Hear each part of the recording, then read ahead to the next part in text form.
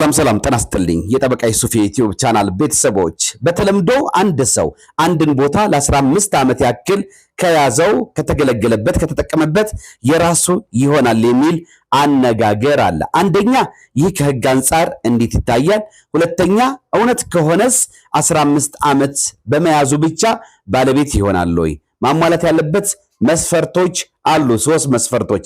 እነዚህን ካላሟላ የራሱ አይሆንም። አንድ በአንድ እምነግራችሁ ነው የሚሆነው። እርግጥ ነው እንግዲህ የአንድን ቦታ ይዞ ለ15 ዓመት ያክል በስሙ ያለማቋረጥ በተከታታይ ማለት ነው ለ15 ዓመት ያክል ባለማቋረጥ ግብር ከከፈለበት የዚህ ቦታ የዚህ ይዞታ ባለቤት እንደሚሆን በፍትሐብሔር ሕግ ቁጥራችን 1168 ንዑስ አንቀጽ 1 መሰረት ተደንግጎ እናገኘዋለን። የማይንቀሳቀስ ንብረት ወይም ቦታ ባለ እጅ ባለ ይዞታ የሆነ ሰው የዚሁ ንብረት ባለቤት መሆን የሚችለው ግብሩን ባለማቋረጥ 15 ዓመት በስሙ ከከፈለ ነው ይላል። አሁን የነገርኳችሁ የፍትሐብሔር ሕጉ አንቀጽ 1168። ስለዚህ የ15 ዓመት መቆየቱ ሳይሆን መያዙ ሳይሆን ይሄንን ቦታ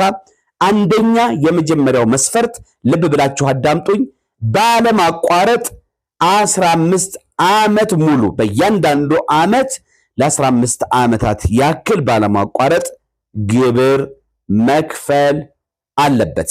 ይሄ የመጀመሪያው መስፈርት ነው። ሁለተኛ ይሄንን ይዞታ የዚህ ቦታ ህጋዊ ውጤት እንዲኖረውና እሱ የራሱ ነው እንዲባልና መብት እንዲፈጠርለት ይሄንን ቦታ ስውር ወይም አሻሚ በሆነ መንገድ ሊይዘው አይገባም። ይሄ ሁለተኛው መስፈርት ነው። በስውር ወይም ከሌሎች መብቶች ጋር ከሌሎች ሰዎች ጋር አሻሚ በሆነ መንገድ ወይም በድብቅ በስውር ሲገለገልበት ከነበረ መስፈርቱን አያሟላም ማለት ነው። እንደዚሁም ሶስተኛው መስፈርት በዚህ ንብረት ላይ በዚህ ቦታ ላይ የባለቤትነት መብት እንዳለው በማመን እንዲሁም ሌሎችም ራሱ ይህ ይዞታ ይህ ቦታ የሱ ነው ብለው ግምት በማሳደር በሚያስችል ሁኔታ የያዘው መሆኑን ማረጋገጥ አለበት።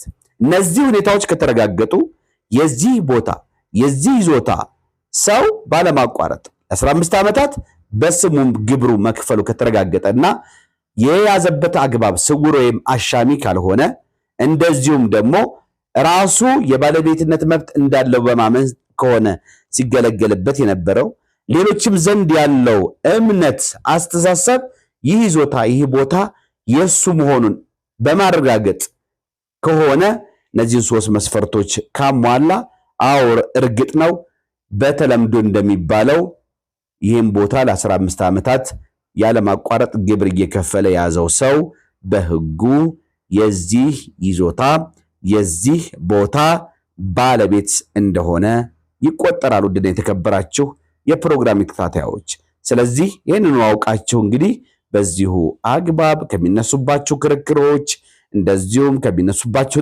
ጥያቄዎች ራሳችሁን በዚሁ አግባብ ዝግጁ እንድታደርጉ ነው። ምክንያቱም ለ15 ዓመታትና ከዛ በላይ አንድም ቦታ ለረጅም ዓመታት ልትይዙት ትችላላችሁ።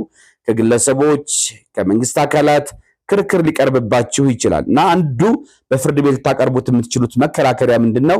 ይሄንን የይገባኛል ጥያቄ ሌሎች የሚያቀርቡባችሁን ቦታ ወይም ይዞታ ለ15 ዓመታት ያክል ያለማቋረጥ ግብር እየከፈላችሁበት የራሳችሁ አድርጋችሁ ሌሎችም እንደዚህ አይነት ስሜት እየተሰማችሁ በግልጽ በስውር ሳይሆን በግልጽ ይዛችሁ አሻሚ ባልሆነ መልኩ የናንተ ነው ተብሎ ህዝብን በዛ መልኩ አውቆት የምትጠቀሙበት ከሆነ ይሄንን 3 መስፈርት የሚያሟላ መሆኑን ክርክር በማንሳት ይሄንን ክርክራችሁን በዚሁ አግባብ ማድረግ ትችላላችሁ። ወደ የተከበራችሁ ፕሮግራም ተከታታዮች ስለሰማችሁ ደስ ብሎኛል። ጠቃሚ እንደሚሆን አልጠራጠርም። መልካም ጊዜ።